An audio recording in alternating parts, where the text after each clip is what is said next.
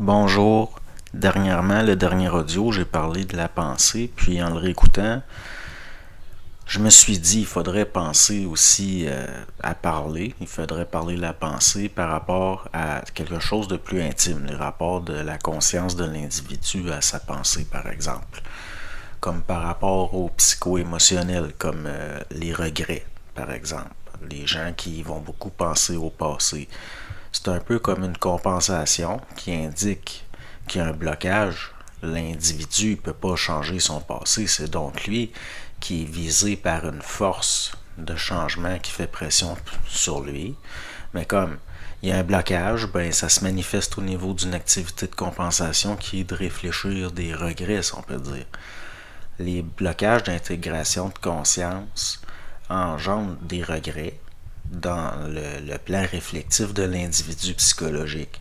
Si on le regarde en dehors du réflectif psychologique, on voit que le mouvement de l'expérimental qui vise au départ à transmuter l'individu par l'intégration, ben l'ego qui est réactif de nature, il est porté à se réfugier dans le virtuel de la pensée.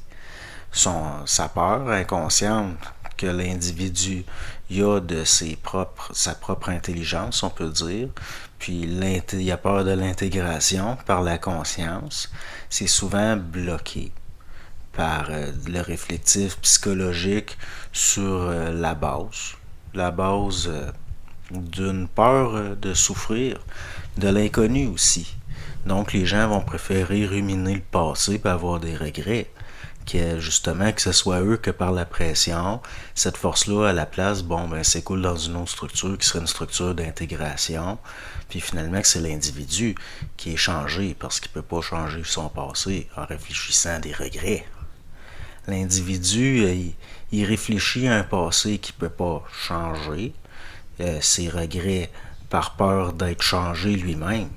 Si, si il a conscience, là, dans le présent, c'est bien plus inquiétant ça que de réfléchir des regrets. Les regrets, c'est signe d'un blocage, de l'intégration.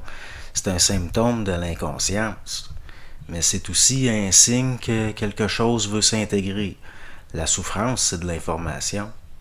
Chaque inconfort, qu'il soit psychologique ou autre, peut devenir un indicateur de quelque chose à intégrer pour l'individu en voie de conscientisation.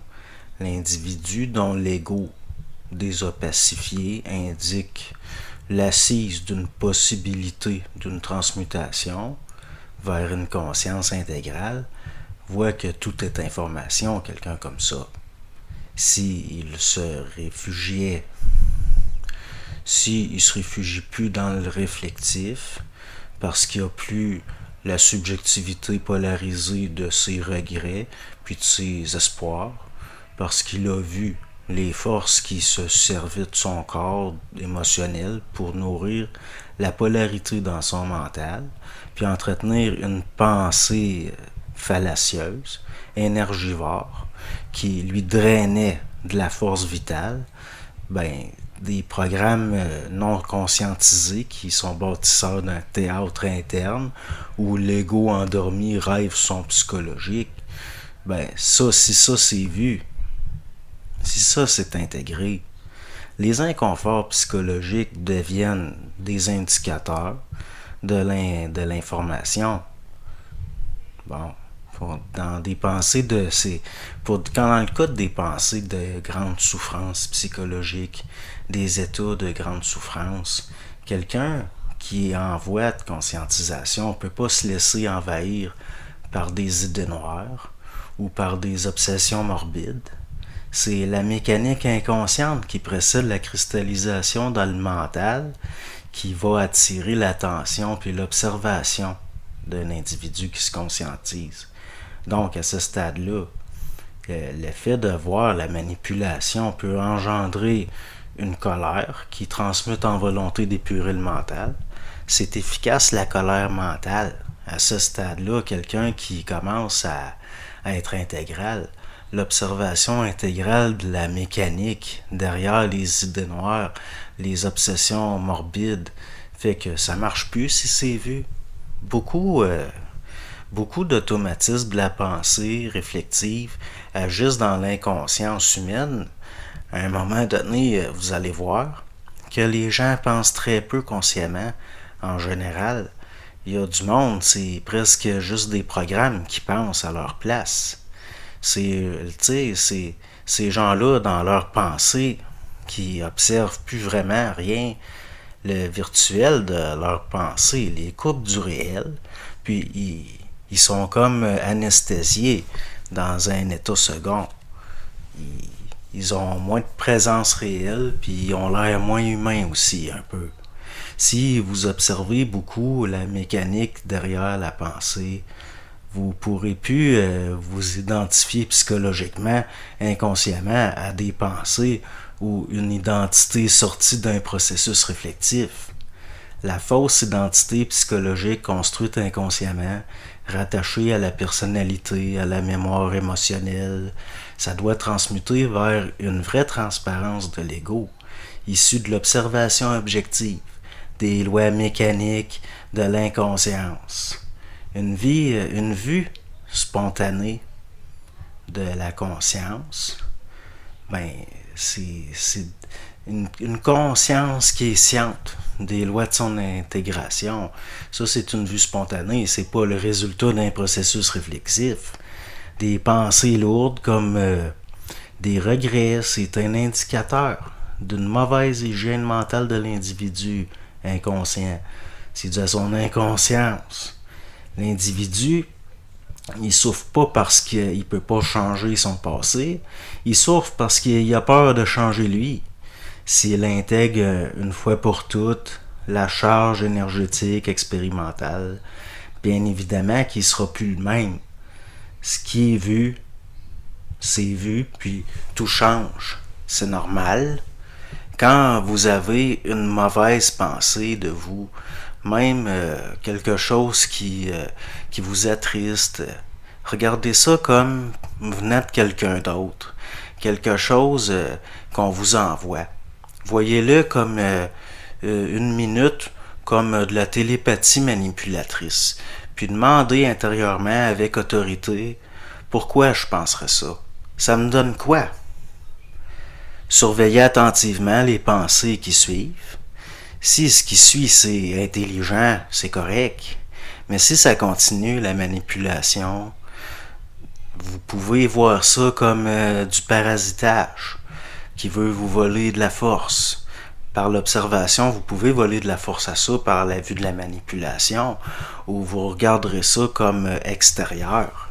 La colère contre la pensée nuisible ou inutile, ça peut engendrer une colère mentale qui aide à vider le mental. Puis avec le temps, on se rend compte que ça s'installait par la répétition. Ça s'était ancré d'une façon mécanique. Si la conscience englobe un plan d'observation des pensées d'une façon réellement objective, pour une conscience comme ça, la pensée, c'est toujours extérieur à la conscience.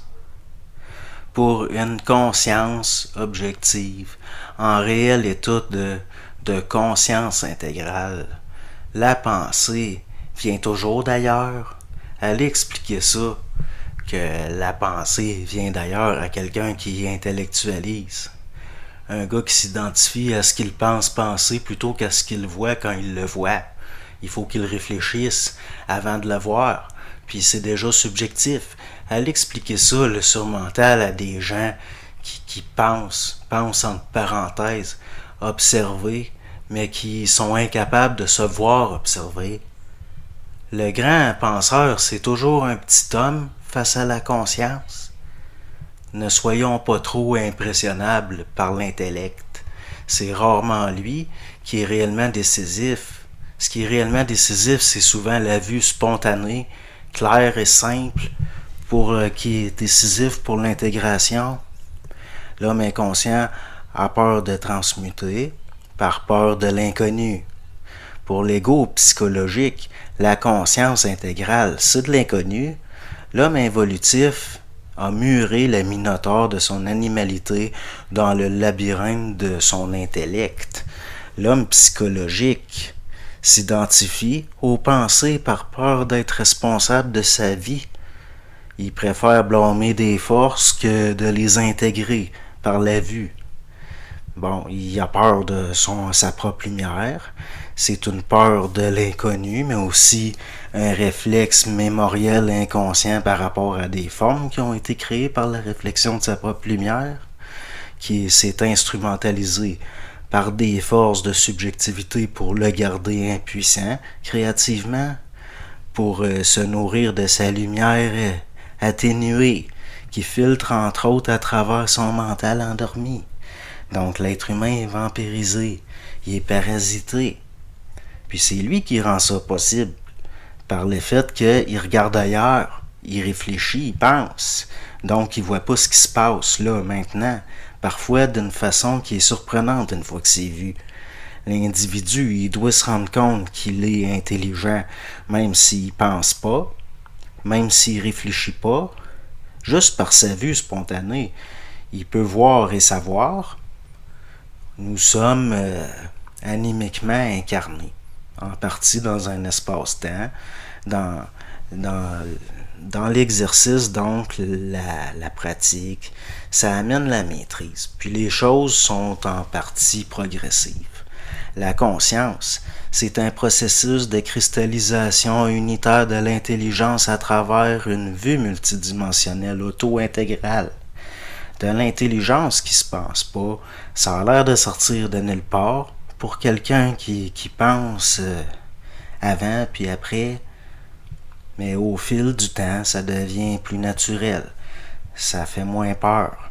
C'est certain que quand on arrête le processus intellectuel et les pensées et qu'on sent l'énergie du mouvement psychique qui nous passe dans le mental sans se densifier de forme, au début, c'est déstabilisant, on n'a pas de repère parce qu'il n'y en a pas de forme. C'est normal d'avoir peur, c'est de l'inconnu, total. Quand ça ne se conçoit pas, que ça se réfléchit pas, que ça se pense pas, c'est de l'inconnu. Mais à un moment donné, on se rend compte que la souffrance vibratoire, c'est mieux que la souffrance psychologique. Et puis les grandes prises de conscience spontanées, c'est pas en pensant à travers les processus mentaux du réflectif qui s'en fait le plus. On le voit ça à un moment.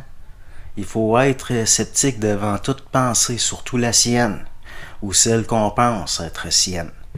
Pas selon les lois du processus intellectuel de l'attitude psychologique d'une approche d'un scepticisme, d'une approche sceptique, mais en n'accordant pas de valeur psychologiquement parlant aux pensées dans l'observation. Une observation passive des processus mentaux. La pensée doit en partie être vue comme une fabrication inconsciente de l'âme à travers la réactivité de l'ego, puis les mécanismes réflectifs d'un mental polarisé par la forme. La conscience réelle de l'homme, si est au-delà des formes pensées et dans une observation objective des mécaniques mentales. L'homme conscient verra toujours la pensée comme exogène par rapport à sa conscience réelle.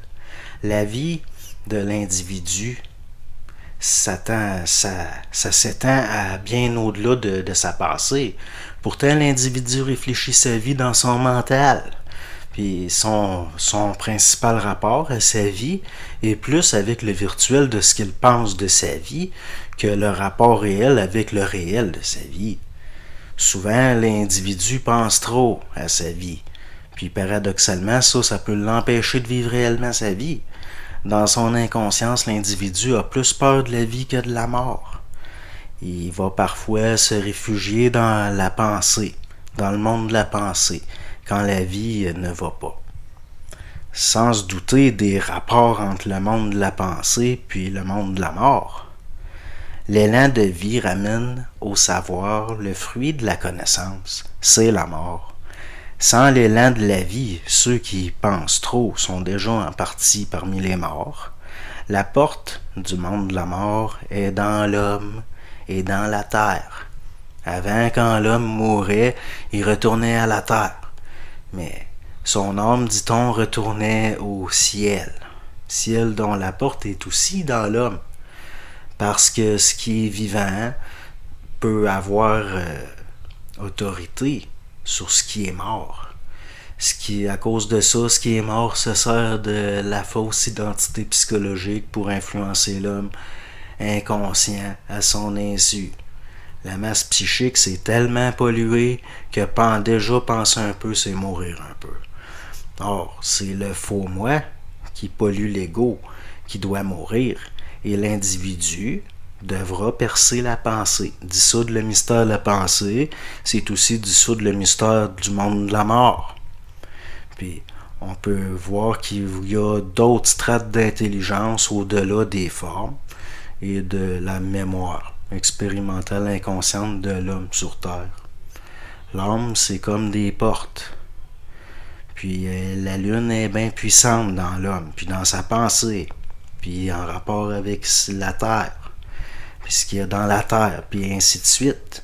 Les mécaniques les plus inconscientes, les plus insidieuses, sont toujours des mécaniques qui touchent intimement l'individu, dont sa pensée, ou ce qu'il pense être sa pensée, ce qu'il pense penser, et ainsi de suite. Bonne soirée.